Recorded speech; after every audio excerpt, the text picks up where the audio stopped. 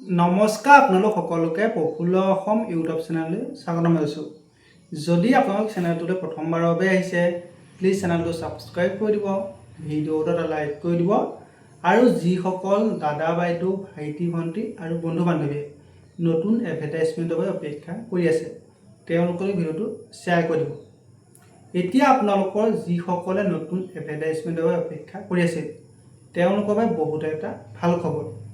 বৰ্তমান ৭৫,০০০ৰো অধিক পদ খালী হৈ আছে। এতিয়া আপোনালোকৰ অসমৰ মাননীয় মুখ্যমন্ত্ৰী ডক্টৰ হিমন্ত বিশ্ব শৰ্মাই দ্বিতীয়বাৰৰ বাবে মুখ্যমন্ত্ৰী হিচাপে যেতিয়া শপত গ্ৰহণ কৰিলে, শপত গ্ৰহণৰ পাছতে তেওঁ প্ৰথম যিখন কেবিনেট মিটিং, সেই কেবিনেট মিটিঙতে ২ লাখ নিযুক্তিৰ ওপৰত এটা টাস্ক ফ'ৰ্চ গঠন কৰিছে আৰু সেই টাস্ক ফ'ৰ্চৰ কমিটিখনে প্ৰত্যেকটো বিভাগৰ মুৰব্বীসকলে তেওঁলোকে নটিচ দিছে যে কোনটো বিভাগত কিমানটা পদ খালী হৈ আছে আৰু সেই পদখিনি কেনেদৰে নিযুক্তি দিয়া হ'ব।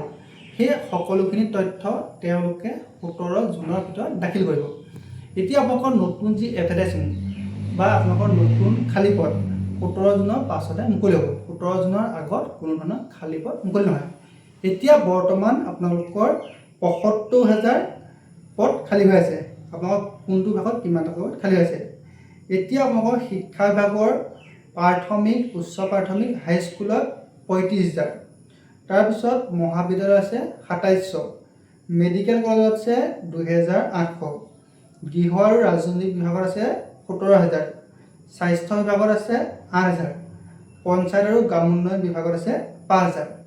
এতিয়া আপোনালোকৰ যিটো গৃহ আৰু ৰাজনৈতিক বিভাগ, সেই গৃহ আৰু ৰাজনৈতিক বিভাগত যি ১৭,০০০ পদ খালী আছে তাৰে ভিতৰত অসম বন বিভাগ, অসম পুলিচ, তাৰপিছত আপোনালোকৰ কামাণ্ডো বেটেলিয়ান হওক বা প্ৰিজন ডিপাৰ্টমেণ্ট, তাৰপিছত আপোনালোকৰ সেই সকলোখিনি পদ তাৰ ভিতৰত সোমাই আছে।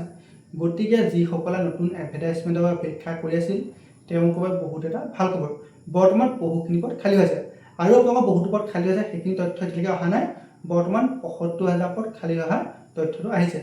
২ লাখ আপোনালোকৰ নিযুক্তি দিব। গতিকে আৰু বহুতো নতুন খালী পদ আপোনালোকৰ দেখিব পাব।